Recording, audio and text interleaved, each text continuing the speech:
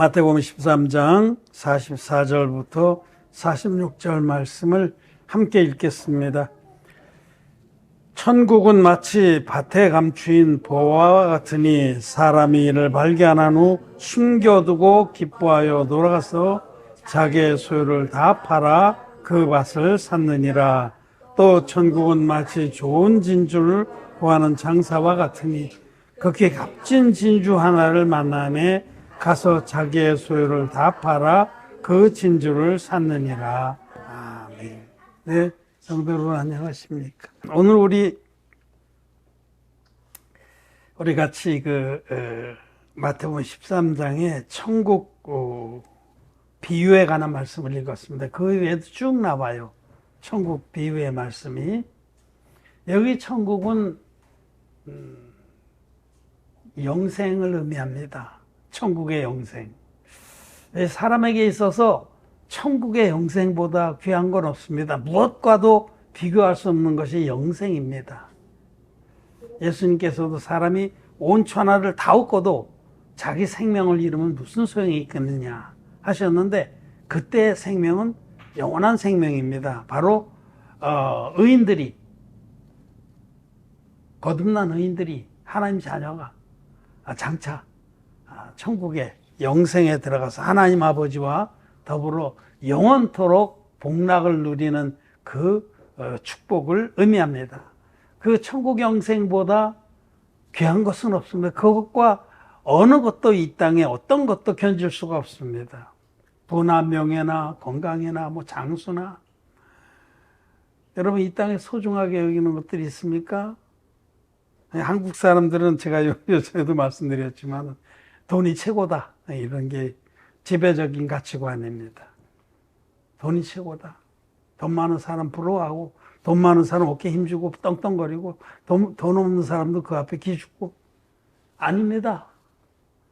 그래봤자 가져가는 것이 없습니다.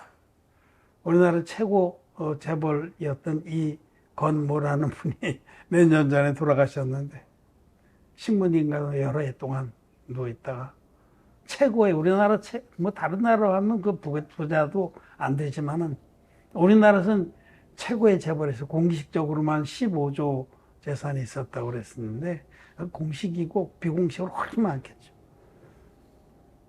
아무리 부자인들 그분이 식물인가 누워있다 죽으면서 가져갔습니까? 아무것도 못 가져갑니다. 부도 명예도 권력도 아무것도 아닙니다. 그것은 다 지나가는 겁니다. 사람에게 있어서 이 영원한 존재로 하나님 형상을 따라 만들어진 우리에게 있어서 가장 소중하고 귀한 것은 천국 영생입니다. 그것과 비교할 것은 아무것도 없습니다. 그래서 정말 지각이 있는 사람들은 이 땅에 한 뼘 길이도 안 되는 자기의 생을 살아가면서 죽은 다음에 있는 내세, 그때에 내가 천국 영생에 들어갈 것이냐, 지옥에 갈 것이냐, 그것을 염려하게 되고 그것을 찾게 됩니다. 어떻게 하면 천국 영생에 들어갈까? 지혜로운 사람만 천국 영생을 사모하고 찾습니다. 미련한 자들은 안 찾습니다. 미련한 자들은 그게 미련한 거예요, 바로. 그냥 돼지와 같은 겁니다. 존귀에 처하나 깨닫지 못하는 자들은 멸망하는 짐승과 같도다. 돼지 같다. 존귀에 처하나, 하나님의 자녀로 영생의 축복을 누리게 하나님 다 해줬는데 그걸 찾지 않아요. 관심도 없어요. 존귀에 처하나 그 길을 찾지도 않고 깨닫지도 못하는 자는 돼지입니다. 이 세상에 돼지 많습니다. 돼지들. 영생을 사모하지 않고 영생을 소중하게 여기지 않는 모든 사람은 돼지입니다. 인두겁을 쓴 돼지입니다. 사람의 모습을 하고 있지만 그 알맹이는, 속은 돼지와 다를 것이 없다. 그래서 시편 49편에 존귀에 처하나 깨닫지 못하는 자는 멸망하는 짐승과 같다라고 말씀하십니다. 자, 여러분이 지금 선물로 받은, 믿음으로 받은 천국 영생이 가장 소중한지 확신합니까? 확신합니까? 그냥 이론적으로만 그렇지, 예배 때는 그렇다고 그러고 일상으로 돌아가면 여전히 그것보다 더 소중한 것들이 많습니까? 그럴 수도 있습니다, 여러분. 그래서 말씀을 드리는 거예요. 그럼 믿음 아니에요. 믿음은 행함이 따르는 것이 믿음입니다. 행함이 없는 믿음은 죽은 믿음이다. 정말 여러분이 천국 영생이 가장 소중한지 알면 그거에 따른 삶이 나오게 됐어요. 행함이 따르지 않는 그런 믿음은 헛것입니다. 말로는 천국 영생이 가장 소중하다 하면서 실제로는 삶에서는 여전히 다른 것들을 더 소중하게 여긴다면 그건 믿음은 헛것이죠. 그건 이론이죠. 그건 자기를 속이는 거죠. 그래서 오늘은 이 천국 영생이 가장 소중한지를 여러분은 분명하게 마음에 정해야 됩니다. 삶은 아무것도 아니에요. 이렇게 우리가 살고 이러다가요, 내일이면 유명을 달리할 수도 있고 그렇습니다. 응? 며칠 전에 우리 여기 동창 하나가 비뇨기과 의사였는데 부고가 왔어요.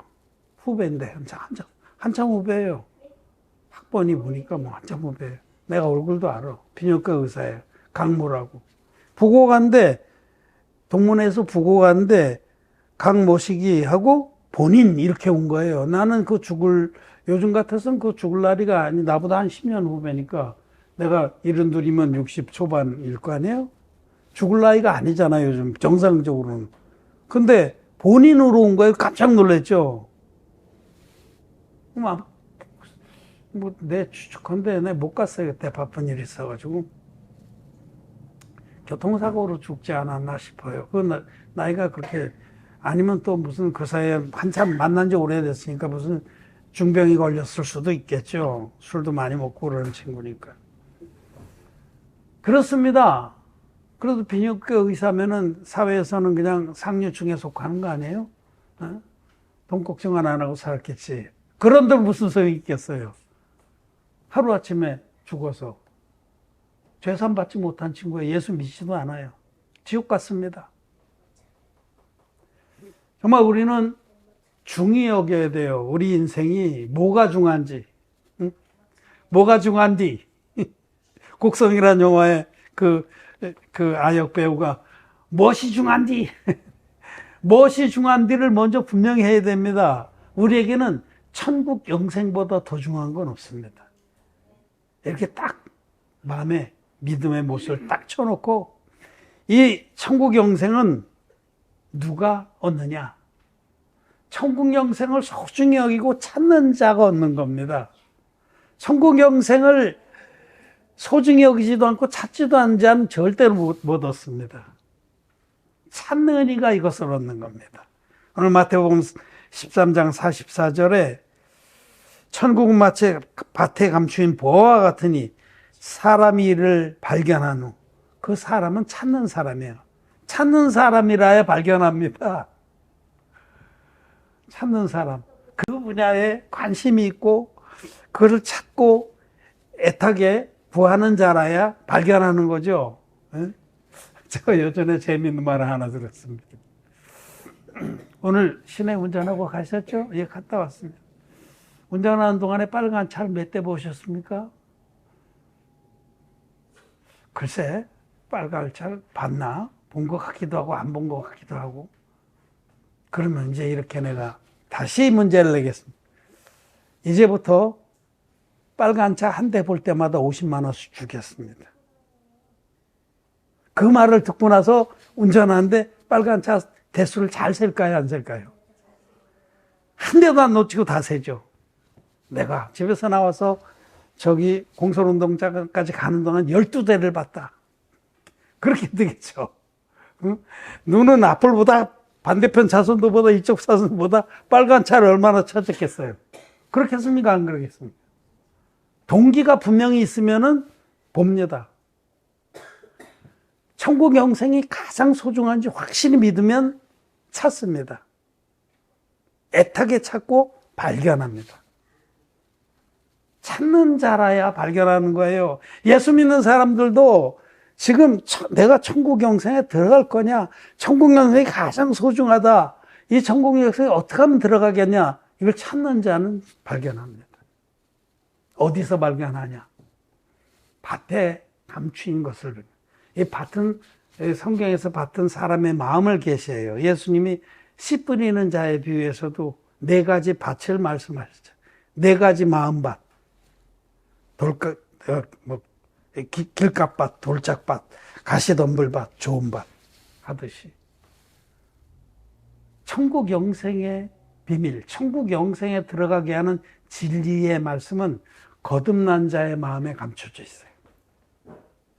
거듭난 여러분들 마음에 또 제 마음에 이 비밀이 감춰져 있어요. 그런데 찾는 자는 이것을 발견합니다. 조 목사님 말씀 조금 들어보니까 완전 뭔가 다르다. 정말 뭔가 있는 것 같다. 발견합니다. 발견하고 좀 더 찾아봐야겠는데, 그리고 인터넷 유튜브를 좀 찾아보고, 원형복음 선교의 설교들 지금 한 몇 개나 될까? 한 1,500개 되겠죠? 1,200개. 설교가 1,200편이 유튜브에 있습니다. 저는 모든 설교를 다 올립니다. 뺏긴 게 하나도 없기 때문에. 뺏겨 설교하는 사람은 못 올립니다. 예화도 뺏기고 뭐도 뺏기고 올릴 자신이 없죠. 저는 다 올립니다. 제가 잘나서가 아니라 저는 진리의 말씀을 믿음으로 얘기하기 때문에 어느 누구에게서 뺏긴 것이 아니기 때문에 1,200개가 있습니다. 찾는 자는, 정말 사모하는 자는 찾아본다는 거죠. 우리 울산의 노신석 집사님 오로지 유튜브만으로 제사 안 받은 분이잖아요. 유튜브 설교를 하나 들었는데 이게 뭐 완전히 신선하네. 제 마음밭에 감춰져 있는 그 진리의 복음을 발견한 거예요.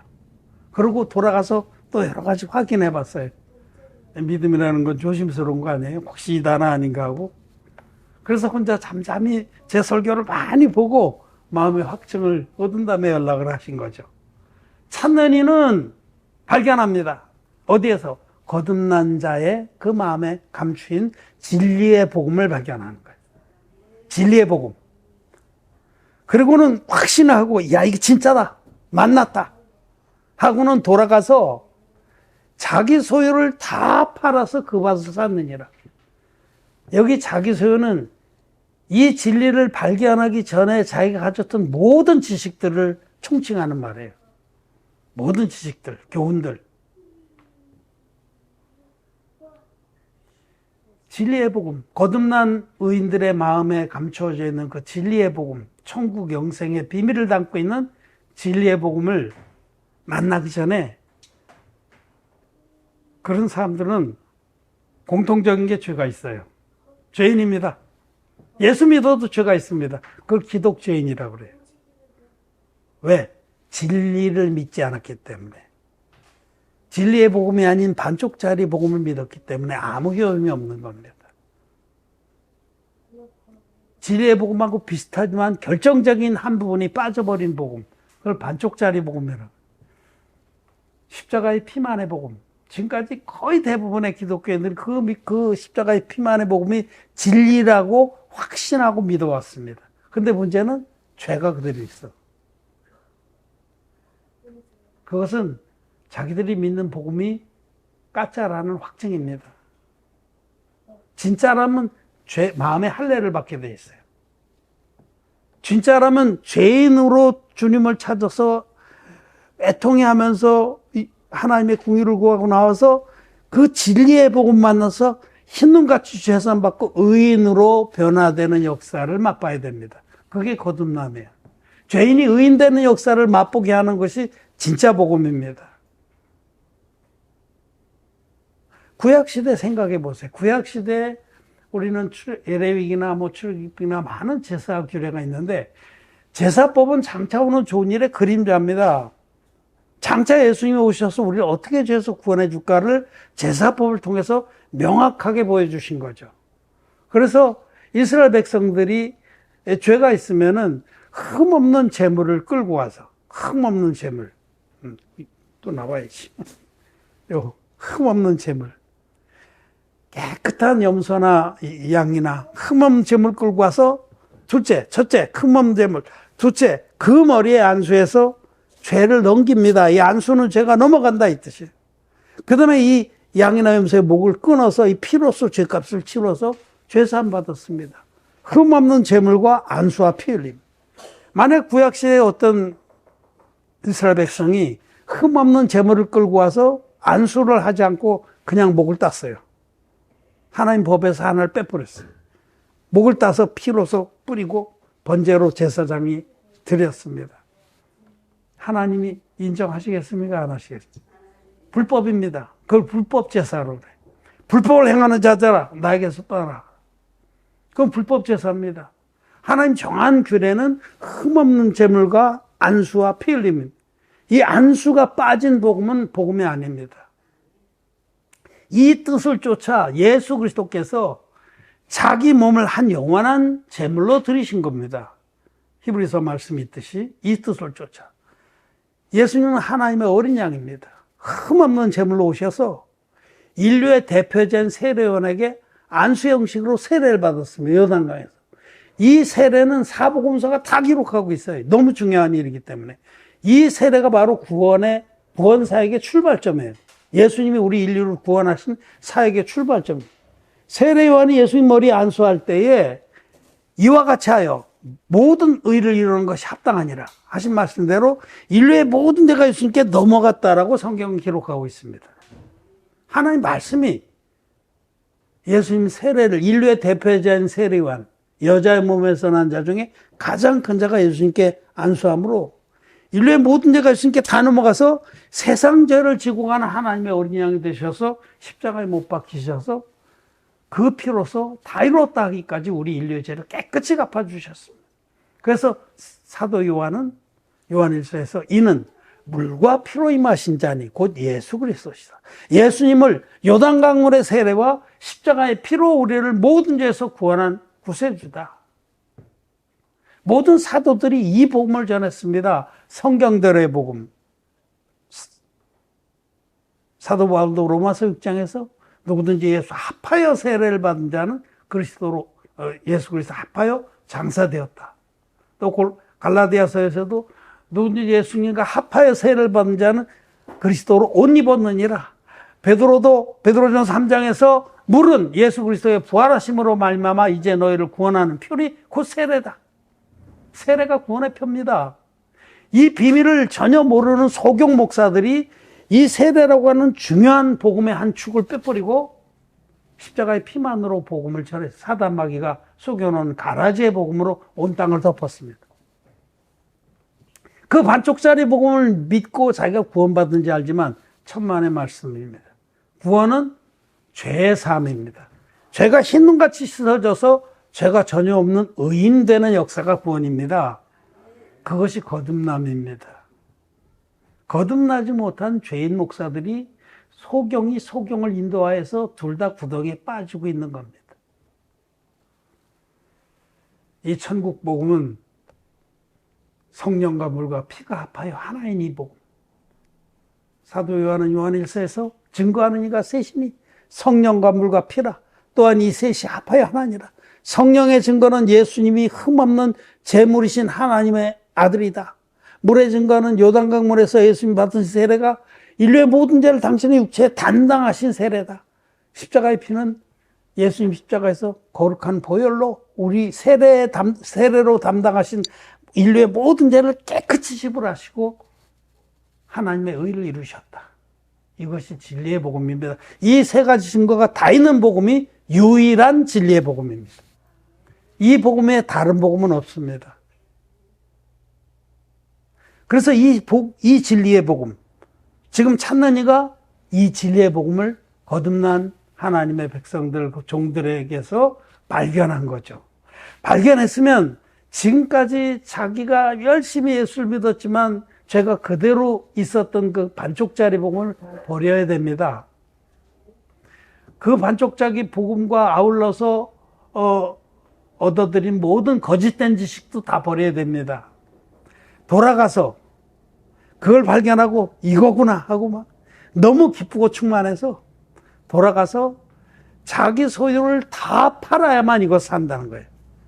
지금까지 자기가 배운 거, 주워 들은 거, 그래서 나름대로 확신한 거, 거듭나기 전에 자기가 취득한 모든 지식은 다 버려야 됩니다.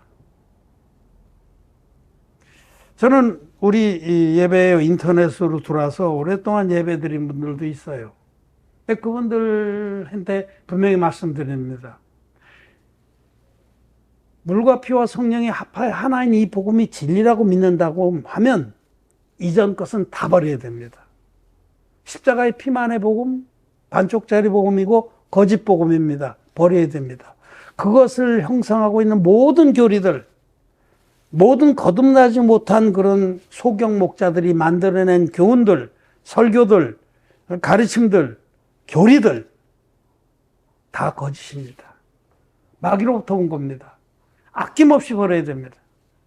그걸 다 버려야만 이 새 것을, 이 참된 영원한 진리의 복음을 자기 것으로 얻을 수 있지, 그걸 버리지 않는 한 절대로 보화가 감추인 이 밭을 못 삽니다.